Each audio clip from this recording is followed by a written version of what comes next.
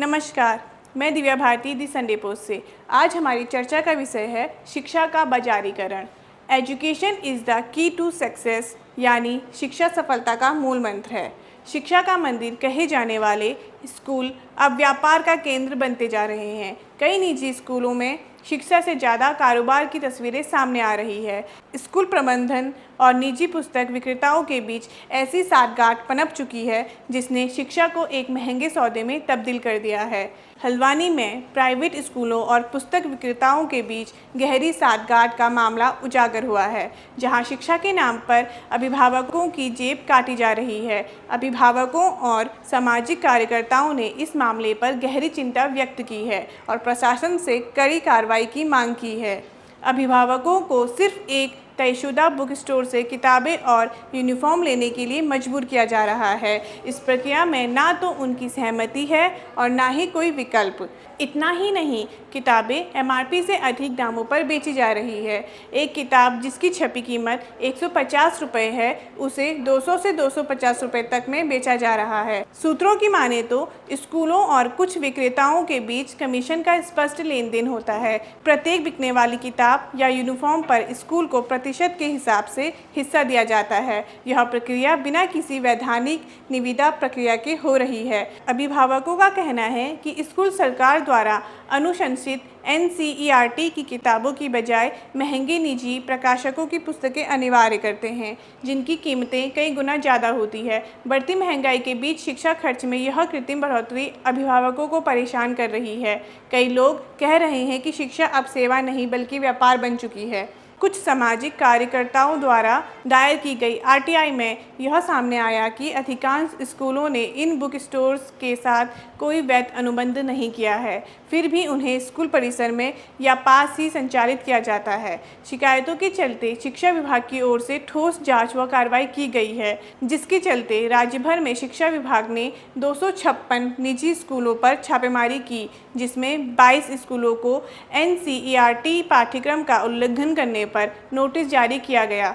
शिक्षा महानिदेशक बंशीधर तिवारी ने चेतावनी दी कि नियमों का पालन न करने वाले स्कूलों की NOC रद्द की जा सकती है। हल्द्वानी के बाद अब रामनगर और पिरुमदार में भी निजी स्कूलों और पुस्तक विक्रेताओं की मिलीभगत उजागर हुई है।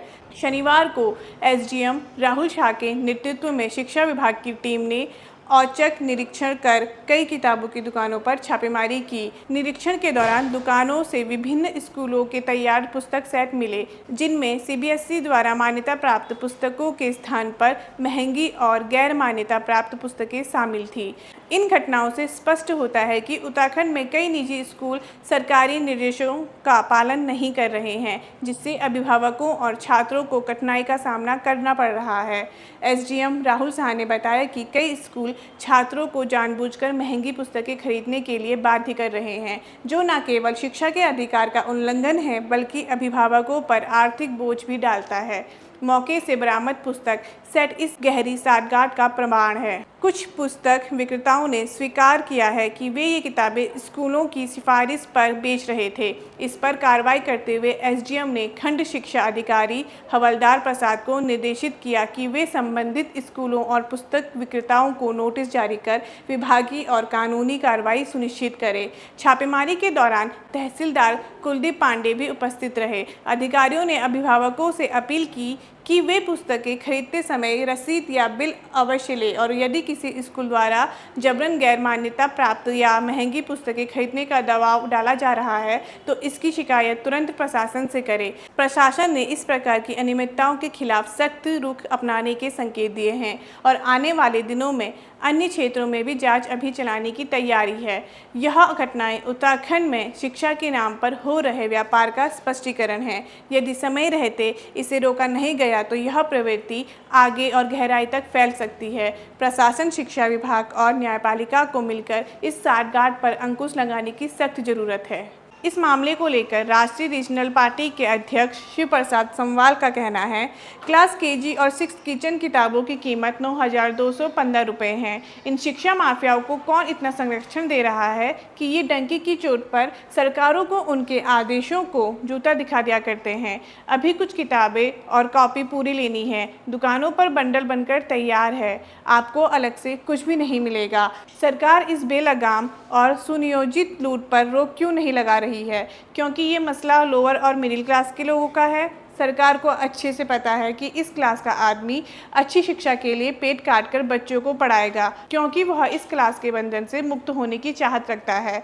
बस सरकार और स्कूल इसी का फ़ायदा उठा रहे हैं। पहले एक ही किताब से कई बच्चे पढ़ लेते थे। आगे वाली क्लास में पढ़ने वाले गाँव के बच्चों से पहले ही बोल देते थे कि अगले साल किताब चाहिए, लेकिन शिक्षा के डकैतों ने इस प्रथा को भी बंद कर दिया है। अब बच्चों से किताबों में लिखवाया भी जाता है ताकि वह अगले साल काम ना आए। हर साल किताब और प्रकाशक के नाम पर बदल दिए जाते हैं, लेकिन अफसोस कि इस पर बातें नहीं हो रही है। स्कूल खुलते ही एनसीईआरटी की किताबें बाजार से गायब हो जाती है। सब मिलीभगत है। ध्यान रहे, अगर शिक्षा और स्वास्थ्य में लूट बंद हो जाए तो आम और मिडिल क्लास की आधी मुसीबतें खुद ब खुद खत्म हो जाएगी।